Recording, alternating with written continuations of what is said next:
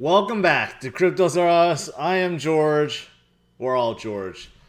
So tonight, you're in for a treat because I'm going to talk about four altcoins, top four altcoins that have potential to explode in December. Now, some of these I've talked about for quite some time, but there are promising things that's about to come. So, let's talk about these four altcoins and why I think they could explode in December.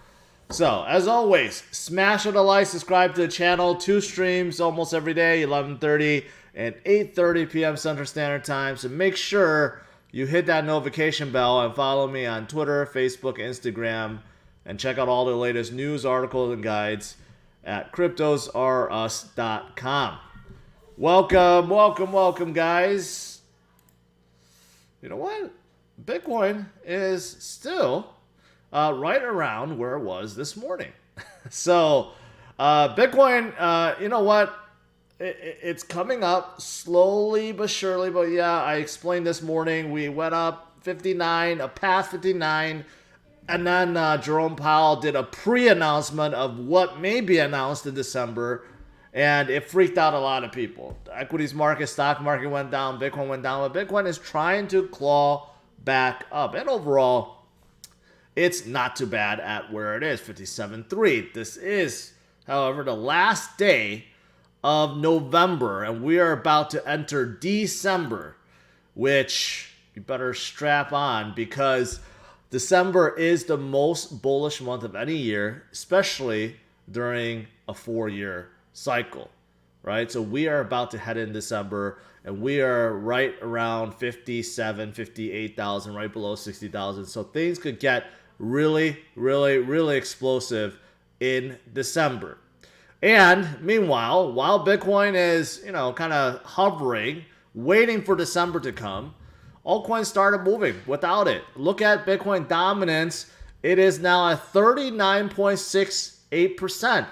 It just keeps going down and down and down. And that's because altcoins, they're not waiting for Bitcoin right now. Ethereum is coming very close to forming a new high. It's almost up 6%, right? Above 4,700, getting close to that 4,800. It's only 2.6% away. And others are going up too. I mentioned about Solana this morning. They're coming up, right?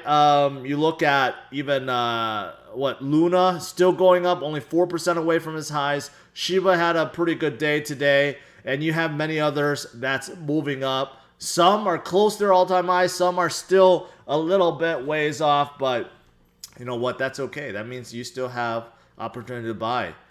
Get things cheap before they get really expensive. All right, so I just want to leave with that. Let's talk about these four altcoins that I hyped up. 4 altcoins I've talked about for quite some time, but some of these you may not be that familiar with, or some of these you may have missed their recent news because some of these do have some exciting stuff going on. The first one I want to talk about is Polygon. Now, yes, I know a lot of you guys know about Polygon, right? A lot of you guys may be wondering why it's not going up, and I feel like Polygon is one of the most undervalued L1s out there now, right? But there are some big things coming for Polygon. First of all, they tweeted this, and they do have a blog article about 7 reasons why you should build on Polygon. And this kind of runs down some of their basic things. But what I think people don't realize is how widely used Polygon is already. For example, OpenSea is integrated with Polygon, right? It's not just the Ethereum thing. You can mint, buy, sell, trade on OpenSea with Polygon. Also, Mark Cuban's Lazy.com also uses Polygon, right? And besides those marketplaces, you know who else? Well, according to this recent article on CryptosRUs.com, what is it? Autograph, which is the NFT platform from Tom Brady, also is on Polygon, right? Unstoppable Domains, which is top-level crypto domains, they are on Polygon, right? So Polygon is widely used with NFT marketplaces, especially ETH-based ones, right? But also, not just that, not just NFT marketplaces, you have, DEXs and DeFi plays like SushiSwap that has moved over to Polygon. You have gaming platforms like Avagachi that's on Polygon. I mean, Polygon is absolutely huge. They are really enormous, which is why their total value locked is at $5 billion. They're one of the top ones out there, right? And if you look at it, I mentioned about SushiSwap. I forgot to mention AveSwap is also on Polygon, where there's compatibility there. Also Balancer and Curve. And they have the biggest AMM QuickSwap. I mean, there's a lot of DeFi stuff that's on top of Polygon, right? So they are absolutely a huge behemoth. But you may have known of these things. But recently they had some big things come out. For example, they have partnered up with Wintermute, which announced a $20 million fund to bootstrap Polygon dApp development. So, of course, this helps, right? So basically, whenever you have large amount of money that is set to help new dApp makers come aboard and build, that's really, really good. So this just came out today. So $20 million, that's not too shabby. So that's pretty good. Also, they are having a huge summit in December. December 9th. They're calling the ZK Summit. Basically, they're going to talk about zero knowledge, ZK Starks, and how that can be used to help scale Ethereum. So this summit is huge. We have seen summits where big announcements came out of them. And they even said, if you scroll down, they'll say, oh, one more thing. We'll be making a major announcement during the summit, right? So this could definitely be one of those buy the rumor, sell the news. So leading up to it, Polygon goes up, or buy the rumor and buy the news where it goes up towards the summit date and then it goes up afterwards, right? So this is coming. That's about a week away, right? So that's pretty big. And finally, the biggest speculated news, the speculated L1, I should say, for Coinbase NFT is Polygon, because it just makes sense. Polygon hosts so many NFT marketplaces. We know Coinbase NFT marketplace is very, very, very hyped up. The wait list is in the millions of users, and people are wondering, where is this going to be built, right? Coinbase, obviously, they like ETH. They want to do something with ETH, but you can't open an NFT marketplace on Ethereum. You just can't do it. If you do it, you are going to suffer from congestion and high fees. So you have to choose something else. And everyone's theorizing they are going to be building this on top of Polygon. And I think that's true. I don't think there's any other place better than Polygon to build, especially since they have so many already. So this is also coming, and this could be huge in December. So number one is Polygon. They are L1, L2 that is already enormous. Ton of dApps, hosts a ton of NFT marketplaces, a ton of DeFi, but they have a few big things coming in December. First of all, their summit, which is the second week of December, and the Coinbase NFT marketplace, which is coming in the near future, could be December. These are two big things that could really drive Polygon up. And overall, I feel like they're just undervalued right now too. They just haven't been moving as much as some of these other L1, L2s. So first off is Polygon. Second is this the second biggest metaverse out there, and that is Sandbox. Sandbox has been absolutely killing it recently because of several things. The biggest is their alpha, okay, which you could see from November 29th, which opened yesterday, going up to December 20th, right?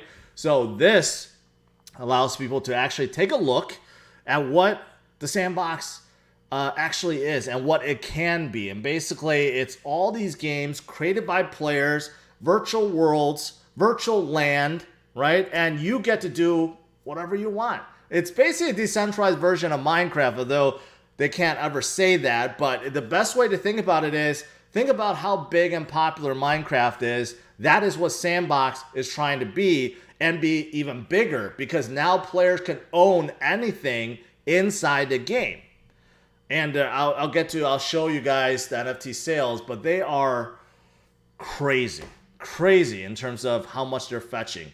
First of all, recently, SoftBank invested $93 million into Sandbox, and this was about a month ago. This is an absolutely huge investment from one of the biggest investment firms out there, so this definitely brought a lot of attention, right? $93 million, so that is very, very positive. But I mentioned about these recent NFT sales. Look at this. A plot of land went for $4.3 million. The most expensive metaverse property sale ever in history.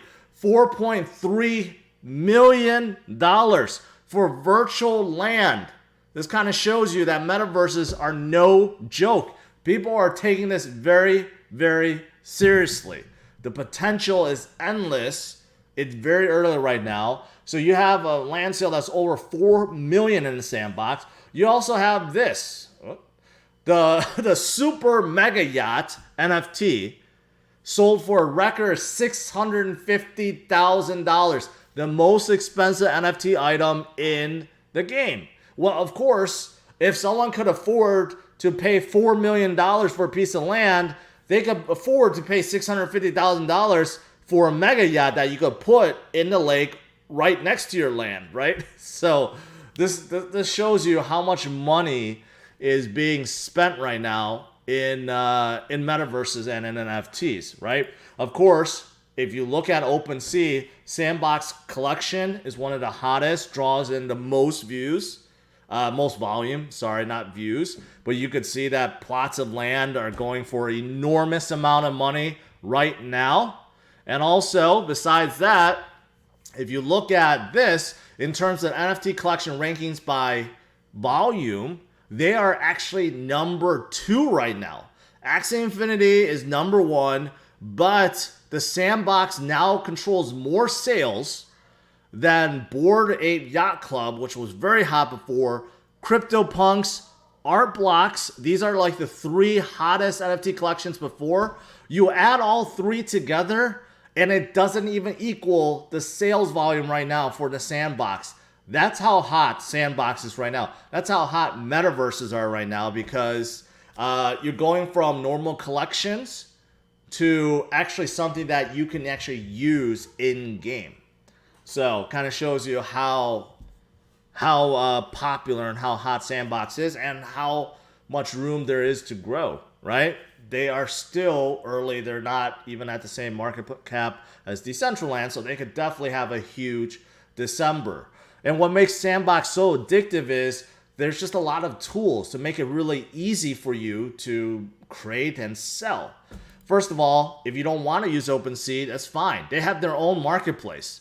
They have their own marketplace within the game, and you can see that there's a whole bunch of collection already. There's some from Binance, there's some from Atari, there's some from Snoop Dogg, Walking Dead. So of course they have a lot of brands and companies that's already on here, but you could sell your own. But here's the thing, you could create these for free. Okay, they give you a Vox editor, so you could use this to create anything. You could create mega yachts, you could create cars, you could create buildings, you could create whatever. They give it to you absolutely free, and you can mint things for free, and you can just sell it, right? They even have a game maker. So besides just items, you could create your own games. No coding involved, none whatsoever, right? So this is why Sandbox is becoming an absolute powerhouse, because of all these features that they're giving you, and plus, with metaverses being so hot, they are just gaining more and more momentum. So number 2 is Sandbox. I think they have a lot of room to grow. All right, number 3. This is one brokerage that not a whole lot of people pay attention to these days, but they are still one of the biggest financial apps out there, especially in the US, and I'm talking about Voyager. They have been doing very, very well. When I first covered them before, They were like $1 something. They shot up to like $4. They came back down to like $2. Now they're coming up to about $5 because there's many things happening for Voyager right now. Now, why I call them a brokerage and a financial but not exchange, because they are actually not an exchange. They actually get their liquidity from many other exchanges out there. That's why they are actually a broker. But they're releasing some interesting things, and they're definitely expanding beyond what they're doing now. For example, they are coming out with their own debit card that earns 9% rewards, and this is a debit MasterCard, meaning that anywhere that accepts MasterCard, you'll be able to use, right? So this is something that they announced recently. This could be a big thing because, you know what? People, especially now, a lot of crypto rich people, they may want to spend their crypto, but also earn pretty good rewards, 9% rewards. So that's pretty good. So they just released that. Obviously, it's pre-registered right now, right? But it's going to be coming. Also, recently they got listed on Coinbase. And this is obviously huge. Coinbase does not list a lot of tokens from other exchanges, okay? In this case, because Voyager is not technically an exchange, I think they made an exception, but you don't see them list exchange tokens often, right? I think the last time was probably CRO, and then now is Voyager. So this actually pumped them up quite a bit recently too. So this is obviously very positive, but that's not all. That's not all. Voyager does have other tricks up its sleeve. For example, they signed Rob Gronkowski, the Gronk, right, to be a brand spokesperson. I've seen a few commercials about it. But the reason why they're doing this is because they want to push way beyond what they're doing now. So what does that mean, right? Well, I'm talking about loyalty in a little bit. They want to push into NFT marketplaces. So that is the one thing, that's the hottest thing. I talk about Coinbase coming out their own NFT marketplace. FTX has their own. Binance that has their own. Voyager is about to push into their NFT marketplace, right? Starting early 2022. And they are serious about it because Alameda, who is, who's founded by Sam Bankman-Fried, who supports who is the CEO of FTX and supports Solana, they decided to pump $75 million into Voyager. And you normally don't see this. Alameda Research usually only puts money into Solana-based projects. But I don't recall any other time where they put this much money, this much into a project that wasn't Solana-based, right? Which theorizes maybe their NFT marketplace is going to be based on Solana or reside on Solana, I should say, right? You just have to put one and one together. It's probably the case. It's probably not going to be on Matic or Polygon. It's probably going to be on Solana, which is why he's doing this. $75 million, that's a big amount. That's a big amount. And they already started because they made this big acquisition or investment into this project called Particle, which is a way to own, collect, and experience fine art through NFTs. So they're already building up that NFT ecosystem, even though the marketplace is not out yet, but they are getting ready. They got a brand ambassador. They got $75 million in funding. They're building towards that, and they're already making investments. So I think the next big phase for Voyager, right, is going to be NFTs. It's obvious. It's going to be NFTs. And it could start as soon as December, but most likely in 2022. But it does mean that Voyager could have a very, very, very good next month because of it. All right, so that's number 3, Voyager. And number 4 is Terra. And I've covered Terra several times, right? So I'm just going to recap real quick why I think they could have a good December. And it's really based on one reason. So there's an article that was just posted today on CryptosRUs.com that talks about how Luna is gearing up for a moon mission. Why is that? Mostly because of their algorithmic stablecoin Terra USD, which is different. It's not like USDT. It's not like USDC. It's not backed by collateral. It's algorithmic, and it's controlled. Basically, there's a relationship with Terra token, or Luna token, I should say, and Terra USD. Okay, so when the two was founded, basically they decided that the only way Terra USD was going to be minted was through burning of Luna tokens, right? And because Terra is getting so hot, there's so many DeFi projects that now have Terra or some kind of version of wrap Terra, and it's widely used in many different chains now. It's causing Luna to be burned at a serious rate. For example, look at this. Roughly 7.2 million. This is not dollars. This is 7.2 million Luna has been burned within the last 5 days. So right now, what's happening is Luna is becoming very, very, very deflationary because of how much new Terra USD is being minted, I should say. So if you look at the circulating supply, you could see that every single day, look at the supply chain. Every single day, you could just keep going back. Every single day, it's minus, minus, minus, minus, minus, minus, going back to the 10th.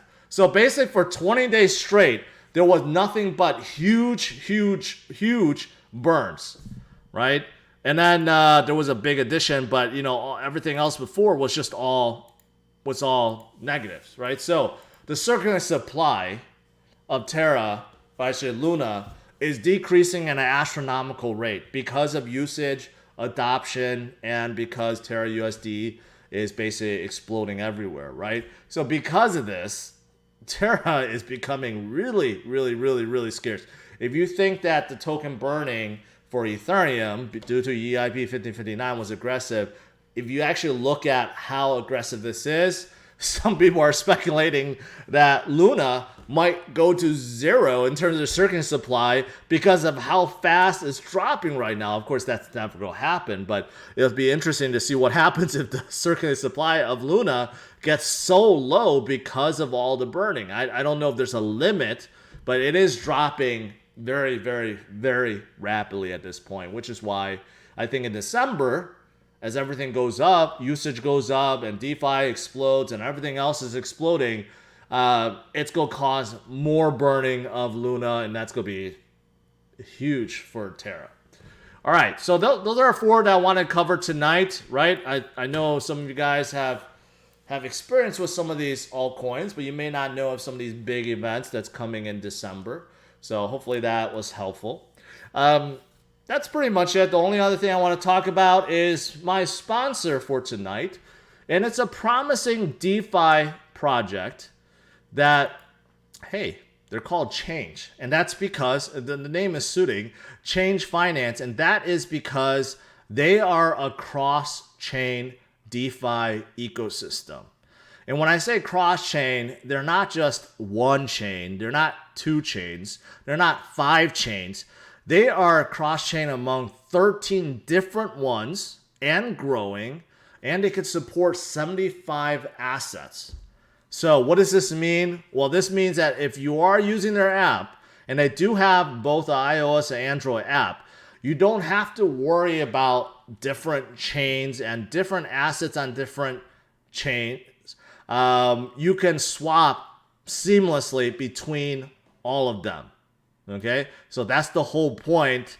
To this, that basically you don't have to worry about transferring between different chains, utilizing bridges and all this complicated stuff. You have a wallet that basically will take care of all of it for you, right? So that's pretty cool. Now, how do they work? Well, they're actually utilizing a technology from an old project that still exists, but not many people talk about these days, and that's Fusion. Fusion came out with DCRM, which basically is a technology that allows cross-chain technology to happen. It's a chain that allows infinite interoperability, and projects like AnySwap, Nerve, from Nulls, Multi-Chain, and even Phantom are all utilizing DCRM right now because of how good it is at cross-chain communication and exchanging tokens, right? So Chainge Finance is also utilizing this from Fusion. For those of you guys that's been around for 2017, I used to be a big fan of Fusion, but they are using that technology.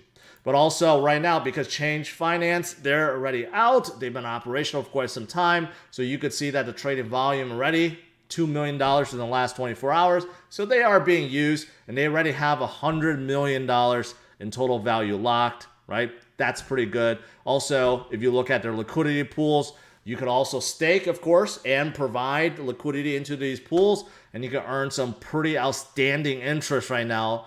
You can see these interest rates are extremely high. So that is another way to make some money. And also in terms of their, the trading pairs, there's basically infinite amount right now because of how many chains and how many assets that they support. So very interesting. So if you want to take a look, you want to learn more, check out Chainge Finance. Their URL is in the description of this video. All right, guys. Now let's do some Q&A.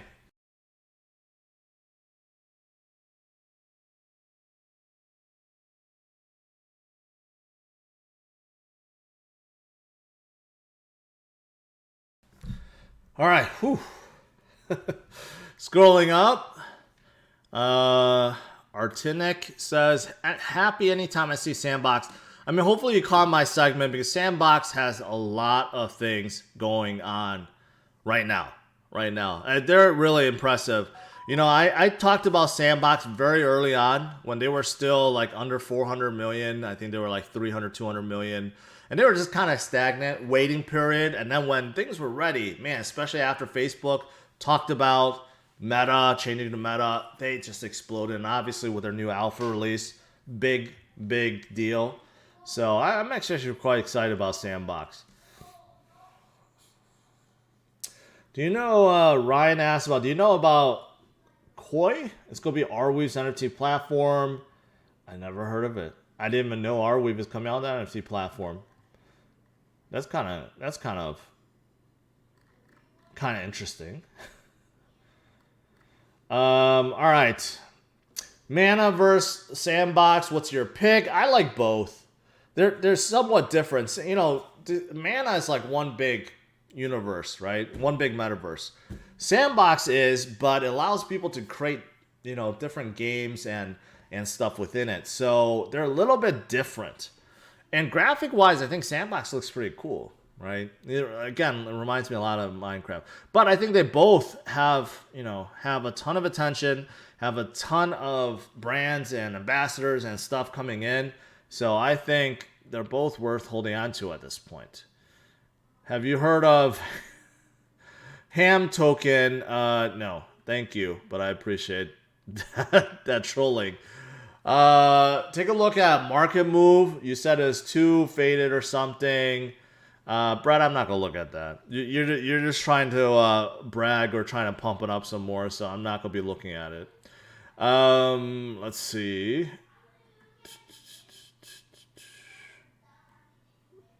World Mobile Token Information Source. That's a very long name, but thank you for the big super chat. Let's see. Australia's here. I appreciate that. What is it? What's the daily secret code? There's no daily secret code, but the 600K subscriber code, I will be giving that out soon, the very last digit. So you guys will have to wait for that and tune in every single day. But if you want to learn more about it, right here on CryptosRUs.com, right above, giveaways. If you don't know what I'm talking about, there's 2 giveaways that's going on right now. One is when I hit 600,000 subscribers. Second one is an end of year one, and that will be absolutely huge. Hopefully you guys have been playing, right? That is huge. So make sure you guys check that out if you are interested. What else is there? Inu stuff? No, I don't look at any coins that have Inu in the name now. Will Axie Infinity continue to grow? Yes, I think they've just gone up so much, so fast, they need to take a breather. But yes, they will continue. There's no doubt about it. Let's see. Is it bad time to buy right now if I hodl? If I won't sell at all before the dip? Well, it depends. I mean, if you don't plan on selling at all, you make sure you realize what you're saying, because when a correction comes, it could be very painful. So make sure you prepare for that, right? But if you don't plan on selling, right, then just hold on and don't worry about it. But if you're asking if you should buy, like if you're DCAing, yeah, if you plan on holding long term, you continue to just DCA. DCA happens no matter what, up or down. You set yourself on a schedule and then you just go at it and just keep at it, right? So if you do really plan on holding, then yeah, go ahead. Some thoughts on 8Pay. I think they're a payment. Either payment or DeFi. That 7 million. I'm sorry. Just way too small at this point. TUD. Can Polygon increase its price by next year with all the projects? Yes. I just got done talking about Polygon. Made a strong case of what's happening in December. And of course, if the market continues to go up, it would help them tremendously, right? So if you missed the segment, scroll back. World Mobile Token Information Source, another one, thank you. Let's see. What about Gala? Gala has been doing very, very well recently. I like Gala.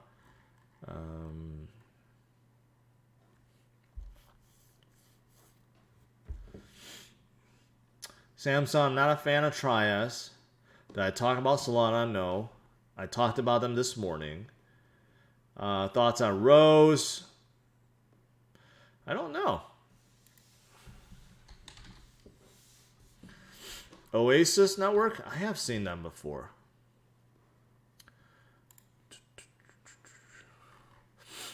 Yeah, they're like a L1 too. They're like a L1. You claim that they have partnered with Facebook, Google Cloud, and BMW. I find those hard to believe. They're probably on Google Cloud, but this does not mean that they partner with them. And I don't think they partner up with Facebook either. Let's see. Oh, I spelled that wrong. Let's see here. We're extremely excited about Oasis Labs' work with Meta AI, leading security computing AI, and a fascinating application of secure computing technology and AI. I don't like AI. I don't think it's ready. Anyways, I guess you're right. It's a light partnership, but this is not something that really means a whole lot at this point. Can market hit 10 trillion this cycle? Yeah, I think that's possible. Another super chat from World Mobile Token. What's up, George? Thoughts on HOD?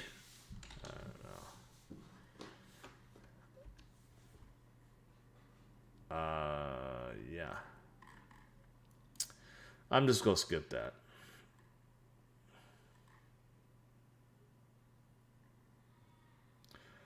Brett McNarley, I've been with you from the jump. I'm sorry. How would I know that? You could be saying that.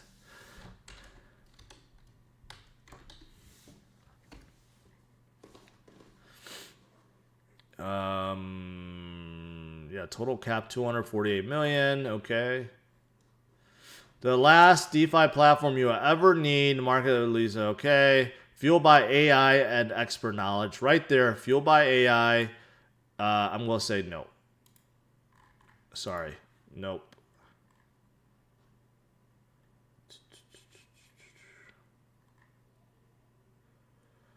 KuCoin DCA bots are a good tool. I mean, there's a lot of apps, a lot of exchanges that allows you to buy on a schedule. That's what DCA is. It's not a new concept. It's been around for a long time. How do I feel about VET right now? I still like them. Just waiting for them to pump. Basically, waiting for more consumer-based dApps that will help them to do so. I don't like Pond. I got off their bandwagon a long time ago. Orca is a Solana DEX. Not familiar with them. DEXs traditionally don't do that well, but some obviously have done really well, like Uniswap and SushiSwap and PancakeSwap. But the newer DEXs, they seem to be kind of stagnant. but I'm not familiar with Orca.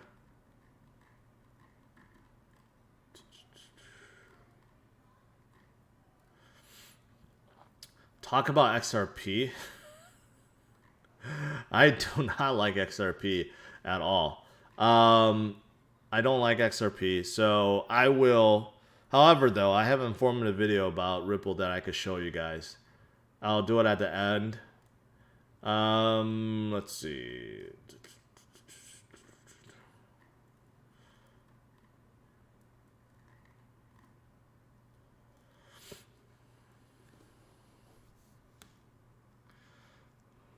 Shout out to Max Headroom Watchers and hello from St. Catharines, Ontario. Okay. Any thoughts on Cadena this month? Yeah, I like them. Just have to wait. They have a lot of stuff going on, but they're not going to be released all simultaneously or that fast. So still need to wait for KDEX to be done. That's going to be the biggest thing right now to get the fully fledged AMM working. And KDEX is also working on a really fancy browser wallet too. I think that's going to be big. Because one of the big things about Cadena is they don't have a whole lot of wallets right now. Like that, I think that's a hindrance. So KDEX, I should say, they're working on both. So whether or not they get done in December, I don't know, but I like them. How does liquidations look for this week? I don't know.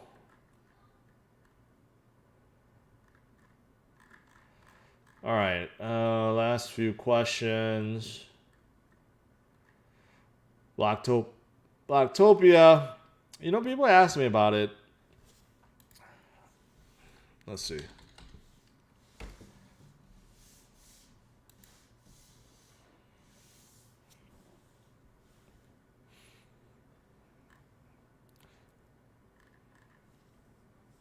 Built and backed by Polygon.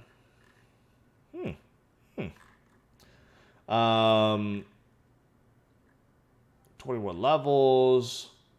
Is a skyscraper made of 21 levels. Blocktopians. Yeah, so it's a metaverse. It is a metaverse. Seems to be very hyped up. I get a lot of people asking me this all the time.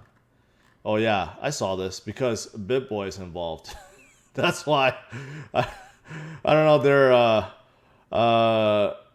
yeah, you could see all the exchanges on here and stuff, but I noticed BitBoy on there, so I don't know. That's probably why they got popular. I don't know if he invested, but anyways, it looks okay. It looks okay. I'll just leave it at that for now. Man, this is kind of surprising though. This is not surprising, but I don't know if this is good. The total market cap is at 26 billion already. If you look at the total supply, you times it by their price, it's already at 26 billion. That's pretty high. But I don't know what it is because circuit supply may be much lower at this point. I'm not a fan of Stellar. I think there's much better plays. Aave or Yearn. I don't know. Traditional DeFi stuff right now is just isn't very hot. Like Aave, Yearn, Compound, they're just not doing that well. Right now, all the momentum have shifted to metaverses. And it's just more exciting. Because it involves NFTs, it involves games, right? People just prefer that more over traditional DeFi stuff right now. Waz, I already showed it. Before. So check out my previous videos. Crypto World, Avalanche, Lunar, Solana. I like all of them. So DCA into all three. Farmers World, never heard of it. So can't tell you. All right, guys, that is it. Overall, tomorrow's December. We'll see what happens. Bitcoin could be ready to finally break through 60,000. Couple times it did, or a couple times it tried right before this new Omicron variant came out. It brought it down. This morning it was about to do so until Powell's announcement brought it down. But we know it's going to come back up to 60K and break it. And then we'll see a new high in no time. But in the meantime, enjoy altcoins. And I talked about 4 that I think have good potential. They could have a huge December. So there you go. All right, guys. Thanks for tuning in. Smash a like, subscribe to the channel, and I'll see you guys tomorrow, 11:30 a.m. Central Standard Time. All right? Take care, guys. Bye-bye. Oh, for those of you guys that like XRP or want to learn more about it, and this happens to be a clue for my end-of-year giveaway, check this out. What do you think about Ripple? Well, I mean, I think it's too centralized, but I definitely want to meet Chris Larson.